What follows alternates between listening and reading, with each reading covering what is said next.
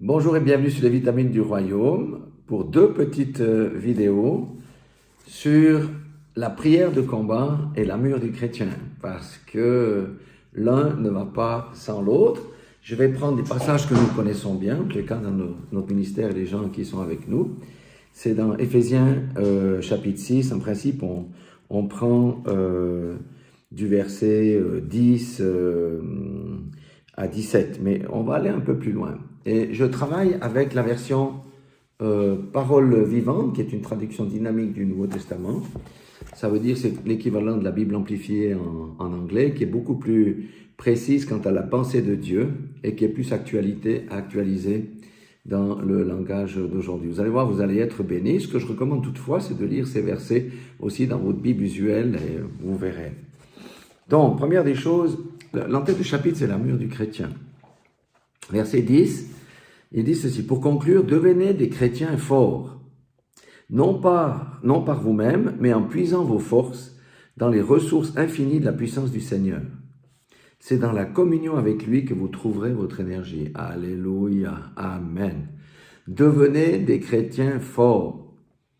Ça veut dire quoi? Pour aller au combat, par exemple. Ça veut dire un chrétien qui est fort n'a pas besoin d'appeler toujours le pasteur, prie pour moi, parce que ceci, prie pour moi, parce que cela, là.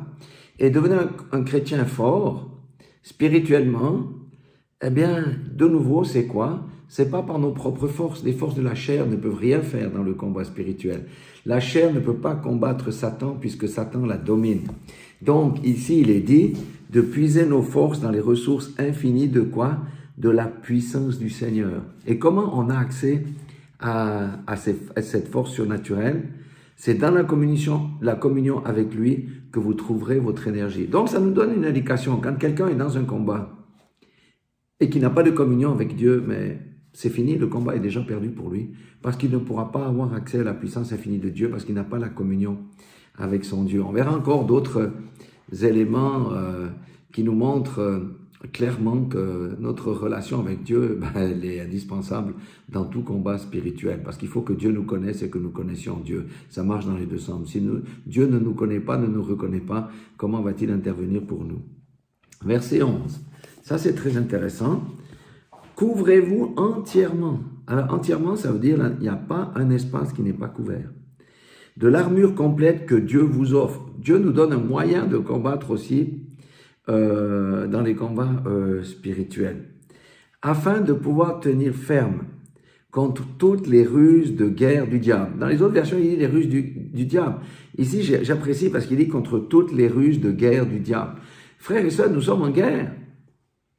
Celui qui ne sait pas qu'il est en guerre, que les ténèbres, combattent contre lui, est déjà un combattant mort. Il a déjà été avalé par l'adversaire. Nous sommes en guerre. Le Seigneur nous a promis des épreuves, nous a promis des persécutions, des tribulations, toutes ces choses. Alors certaines fois c'est pour notre édification, mais des fois ça vient directement du diable contre nous pour nous déstabiliser, nous faire rétrograder et toutes ces choses. Donc nous sommes en guerre, c'est la première des choses que nous devons comprendre. Verset 12. Car ce n'est pas seulement de notre combat à nous qu'il s'agit. Nous n'avons pas à lutter uniquement contre notre nature terrestre. Je dis toujours, notre premier ennemi, c'est nous-mêmes, à cause de notre chair. D'accord? Mais c'est un parmi les ennemis. Je reprends. Nous n'avons pas à lutter uniquement contre notre nature terrestre, ni contre de simples ennemis mortels, mais contre les puissances occultes. Voilà, là qui est clair. Contre une organisation spirituelle satanique, voilà qui est clair. Contre les dictateurs invisibles qui, dans les ténèbres, veulent contrôler et régir notre monde. Amen. Le but du diable, c'est de contrôler ce monde. Et pour contrôler le monde, c'est pas contrôler les poissons. Contrôler le monde, c'est contrôler les habitants, les âmes vivantes qui sont sur cette terre. Alléluia. Contre la légion des esprits démoniaques. Mais il y a des millions d'esprits démoniaques. Nous savons cela dans le monde, dans les sphères surnaturelles. Alléluia. Véritable agent du quartier général du mal. Nous savons que le général en chef, c'est Satan, bien entendu. Donc, Première des choses qu'on doit se rappeler ici, c'est que nous sommes dans une guerre. On doit comprendre que nous sommes dans une guerre. Et la guerre dans laquelle nous sommes vise un seul but, c'est le but de l'ennemi, nous détruire, nous égorger, nous voler tout ce que nous possédons et toutes ces choses-là. Nous voler la vie éternelle, nous voler nos biens financiers, nous voler notre bonheur, nous tuer spirituellement et toutes ces choses. Nous sommes en guerre.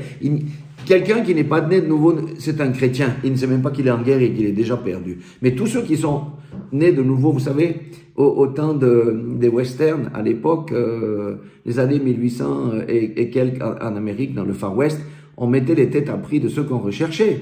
Un homme ou une femme née de nouveau a sa tête mise à prix dans le royaume des ténèbres, et c'est pour ça qu'il est en guerre, parce que Satan veut le tuer dans ses duels. Alléluia. Verset 13, il dit, « Voilà pourquoi il vous faut endosser toute l'armure divine afin de pouvoir tenir bon aux mauvais jours. » Il y a des jours qui seront mauvais pour nous. Chacun a déjà expérimenté des mauvais jours dans sa vie. J'en ai expérimenté aussi et j'en expérimenterai encore. Je prophétise rien de mal, mais c'est le cycle de la vie, parce que la guerre avec Satan, c'est jusqu'à ce qu'on pose notre dernier souffle ou jusqu'à ce que le Seigneur Jésus-Christ revienne dans la gloire et que nous partions avec lui. Alors, voilà pourquoi il vous faut endosser toute l'armure divine afin de pouvoir tenir bon aux mauvais jours, de faire usage de tout l'équipement que Dieu vous offre et de faire tout ce qui vous est possible. Ça veut dire que c'est pas Dieu va venir à notre secours, mais nous avons notre part à faire, c'est faire tout ce qui est possible. Ici, si vous voulez repousser les attaques, remporter la victoire sur tous les ennemis et rester maître de la place. Voilà, pour cette première vidéo, je ne veux pas aller plus loin, mais nous comprenons que nous sommes en guerre, que le Seigneur nous a offert un équipement, à nous de le saisir ou de ne pas le saisir. Beaucoup de chrétiens laissent l'équipement, l'armure, dans les placards, au sous-sol ou au galetas, et ils sont battus par l'adversaire à plate couture dans tous les combats de leur vie. Et le Seigneur nous dit ici, faites votre possible pour repousser les attaques, remporter la victoire sur tous les ennemis et rester maître de la place. Maître de la place, c'est maître de ma vie, bien entendu. Alléluia. Que l'homme fort veut nous capturer, nous mettre dans sa place à lui. Nous sommes notre place dans le royaume. Amen. Voyez, soyez bénis pour cette première partie et ne manquez pas la deuxième. Dieu vous aime. Je vous aime, il veut faire de nous des vaillants héros, des vaillants combattants comme les 300 qui étaient avec Gédéon pour défaire l'armée qui les attaquait. Amen.